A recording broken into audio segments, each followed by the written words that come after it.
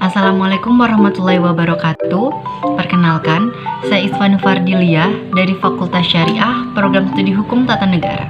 Pada hari ini, saya akan menjelaskan mengenai salah satu materi dari mata kuliah Filsafat Hukum, yaitu Filsafat Hukum Islam dan Ilmu Syariah. Video ini saya tujukan untuk memenuhi tugas ujian akhir semester pada mata kuliah Filsafat Hukum dengan dosen pengampu Dr. Hajah Siti Aisyah, SPD, SH, MMH. Apa itu filsafat hukum Islam? Filsafat hukum Islam adalah pemikiran secara sistematis, secara radikal, dan secara ilmiah, di mana pemikiran-pemikiran ini dapat dipertanggungjawabkan sesuai dengan hukum Islam. Atau dengan kata lain, filsafat hukum Islam adalah hakikat atau rahasia, serta tujuan dari hukum Islam itu sendiri, baik yang menyangkut mengenai materi ataupun proses dari pelaksanaannya. Kemudian ada pula hakikat dari filsafat hukum Islam ini sendiri. Hakikat dari filsafat hukum Islam ini dibagi menjadi dua. Yang pertama adalah antara filsafat dan hikmah, sedangkan yang kedua adalah antara syariah fikih dan juga hukum Islam. Yang pertama, antara filsafat dan hikmah. Filsafat atau falsafah berasal dari bahasa Yunani, yaitu filosofia, yang mana kata ini diadopsi dari dua suku kata. Yang pertama adalah philos dan yang kedua adalah sophos. Philos diartikan sebagai sesuatu yang menggambarkan cinta persahabatan, sedangkan sophos digambarkan sebagai sesuatu yang berarti kebijaksanaan atau pengetahuan. Maka filsafat atau falsafah dapat diartikan sebagai sesuatu yang mencintai kebijaksanaan. Kemudian hikmah. Hikmah adalah sesuatu untuk mencari kesempurnaan dari sesuatu yang sudah terjadi sebelumnya. Ini berarti membenarkan segala hakikat yang bersifat teori maupun praktis menurut kadar kemampuan manusia.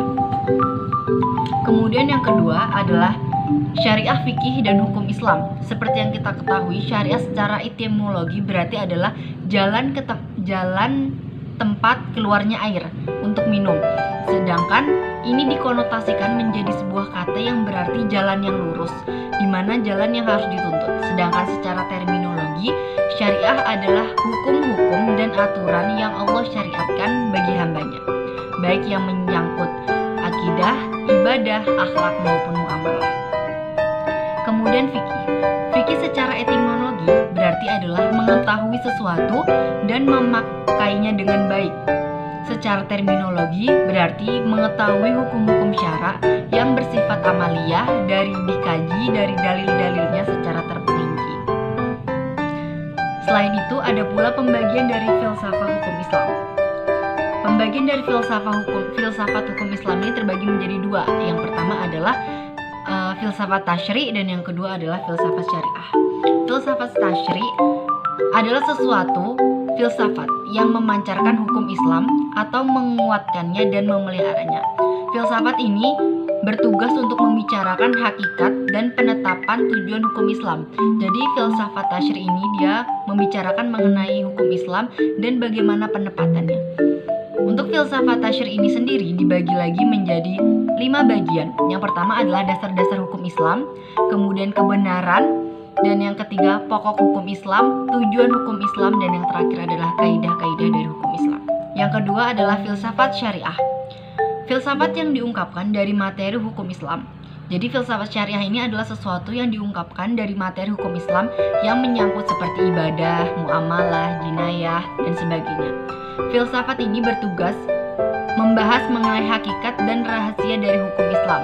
Jadi di dalam filsafat syariah ini membedah mengenai apa-apa saja yang ada di dalam hukum Islam.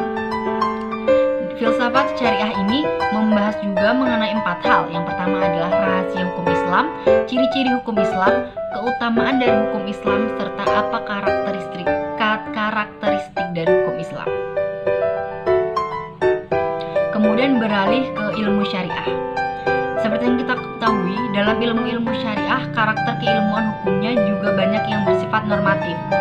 Pokok-pokok sumber hukum dalam Islam seperti yang kita ketahui adalah Al-Quran, hadis, dan juga ijma. Al-Quran dan hadis dalam kaitan ini dapat dianggap sebagai asas dan doktrin hukum sekaligus. Pada tahap pensistematisan hukum, sinkronisasi, dan penemuan hukum, tidak dapat hanya bertumpu pada ketiga sumber tadi, tetapi memerlukan instrumen pembantu.